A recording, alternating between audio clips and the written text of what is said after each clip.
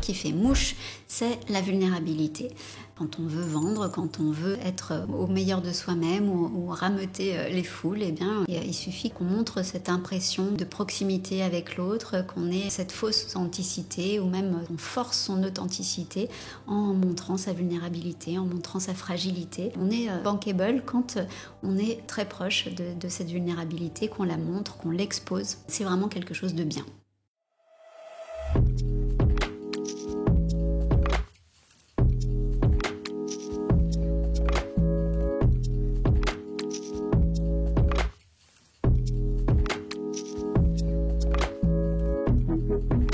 Les hommes politiques, par exemple, quand ils veulent nous montrer qu'ils sont des gens bien, aujourd'hui, c'est plus du tout politiquement correct de dire qu'on vient d'une grande famille, d'une grande dynastie. Aujourd'hui, ce qui est très bien sous tout rapport, c'est de dire non, moi je viens d'une famille de bouchers, de boulangers, de paysans. Ça, c'est un homme politique qui va être beaucoup plus apprécié si il a des origines modestes et si donc il montre qu'il vient d'un terreau plus vulnérable qu'une institution, une famille très institutionnalisée. Et en fait, je pense que cette valorisation de la vulnérabilité, elle vient d'il y a 2000 ans à peu près, quand Jésus a commencé à nous dire que les premiers seraient les derniers, a commencé à valoriser le fait qu'on soit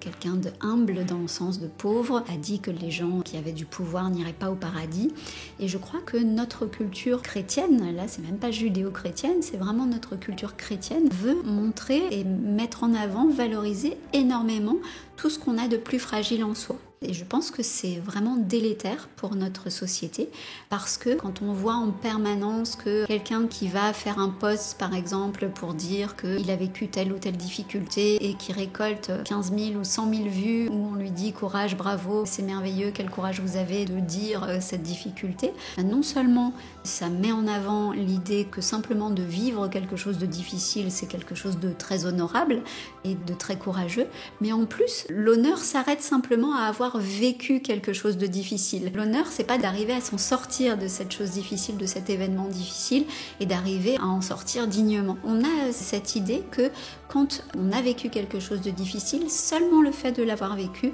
c'est très honorable, et on s'arrête là dans le côté honorable. Et je pense évidemment toujours à nos enfants, et je me dis que c'est pas un bon exemple à leur donner, parce qu'aujourd'hui, ils apprennent à faire des vues, à être appréciés, à écrire des best-sellers. Dans mon domaine, qui est le domaine des livres, c'est la même chose. Les livres qui se vendent le plus, ce sont des livres témoignages sur « Regardez quelles difficultés j'ai vécues ». Et là, on est sûr pratiquement de faire tous les plateaux télé parce que c'est très apprécié, c'est très aimé de faire ce genre d'accroche. Je crois que voilà, pour nos enfants, c'est pas un bon exemple parce que nos enfants, ils apprennent en permanence à seulement vivre des difficultés, à les mettre en scène, ces difficultés, et à partir de là, ils se disent eux-mêmes qu'ils sont des gens bien,